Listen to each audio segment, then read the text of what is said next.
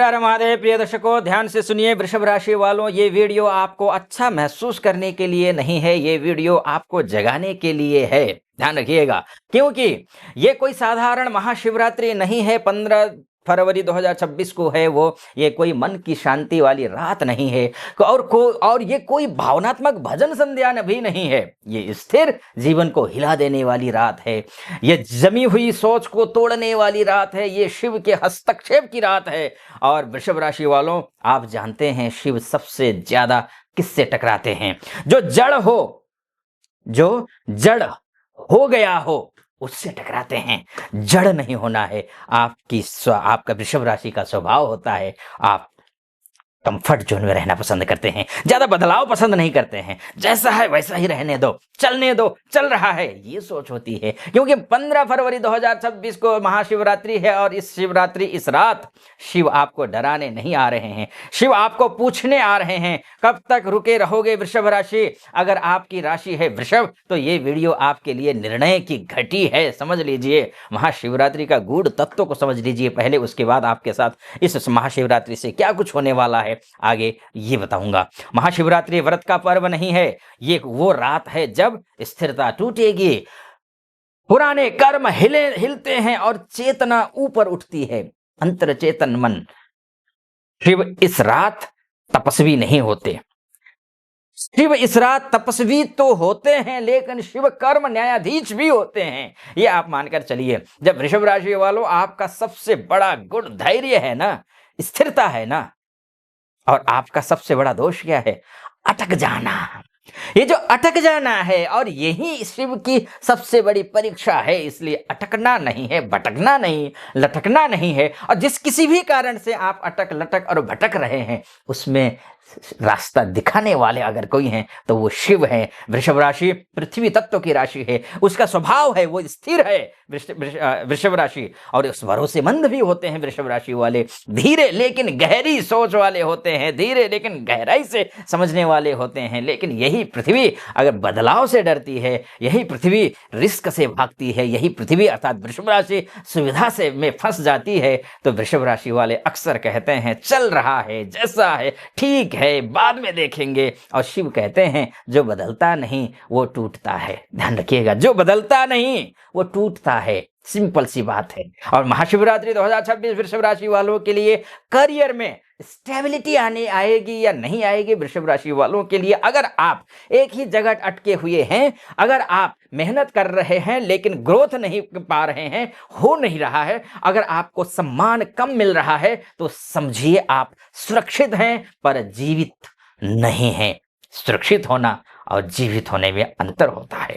महाशिवरात्रि 2026 पर शिव आपको देंगे, क्या देने वाले हैं? स्थिरता के साथ प्रगति देने वाले हैं, सुरक्षित बदलाव भी देंगे। ये धीरे लेकिन पक्का उछाल, यानी कि प्रमोशन हो, स्थानांतरण हो, या फिर किसी प्रकार का कोई जंप हो, ये आपको देते हुए दिखाई दे रहे हैं। लेकिन शर्त सुन लीजिए, इस रात आपको एक डर छोड़ना ही पड़ेगा वृषभ राशि। अगर आपने उस डर को छोड़ दिया तो आने वाले 2026 के जो बचे हुए महीने हैं, ये करियर का बड़ा मोड़ बन सकता है आपके लिए। किस प्रकार के क्या डर छोड़ना है वो समझ लीजिए। अहंकार को छोड़ना है, धन संपत्ति के मामले में हो या फिर किसी भी मामले में हो, आपके लिए ये जो धन की राशि है वृषभ राशि, क्योंकि आपकी राशि के स्वामी कौन है? वो शुक्र है। और शुक्र अर्थात लग्जरी लाइफ, यश, कीर्ति, प्रसिद्धि, यही तो है। लेकिन 2026 में पैसा रुका हुआ है। अगर पैसा रुका हुआ पैसा आएगा, बधा हुआ पैसा आएगा, फंसा हुआ पैसा हो।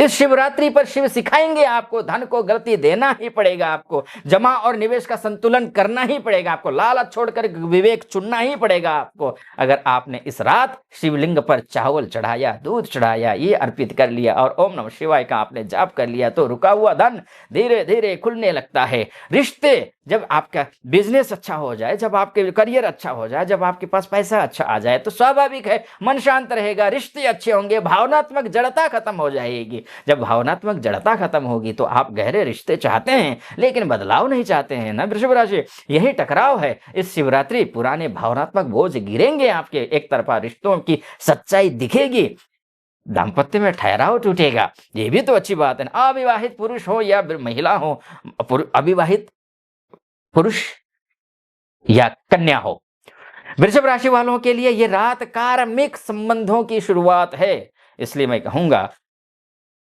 सब कुछ ठीक रखना चाहते हैं तो स्वास्थ्य को भी तो ठीक रखना है ना।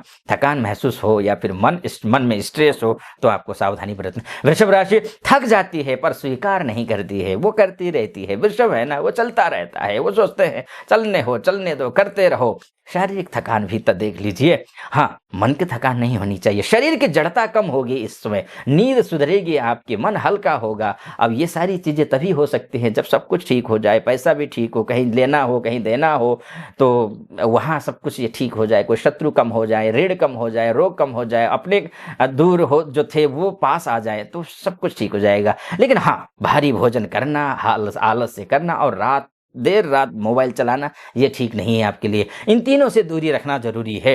वृषभ राशि वालों के लिए शिव उपासना क्यों जरूरी है ये समझ लीजिए। इस शिवरात्रि आपको जटिल साधना नहीं करनी है, अगर कर सकते हैं तो अच्छी बात है, नहीं कर सकते हैं आपको वैसे भी बच्चे, बूढ़े और बीमार को छूट है।